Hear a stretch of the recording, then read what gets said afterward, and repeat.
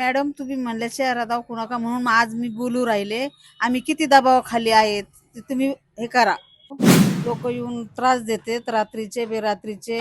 केस वाढलेले, दाढी वाढलेली, अंगावर पैसे फेकून जातात. याच्या माग कधी हा त्रास नव्हता. हा त्रास आता जास्त होऊ राहिलेला आहे आम्हाला.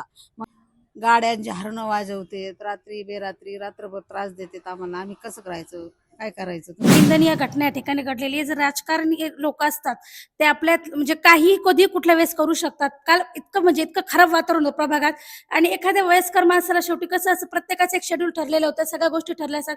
अचानक जर अशा काही गोष्टी घडत असतील तर कुणी ह्यापर होईल.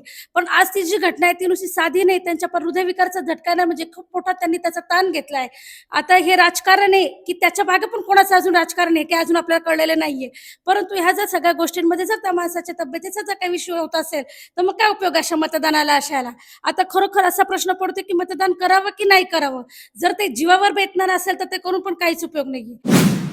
नाही मॅडम, सध्या तरी असं वातावरण आम्ही ह्याच्या आधी कधीच पाहिलेलं नव्हतं. इलेक्शन भरपूर झालेत, इलेक्शनचे काळ पण आम्ही पाहिले, पण एवढं बोदरेशनमध्ये निवडणूक होईल असं आधी विचार केलेला नव्हता.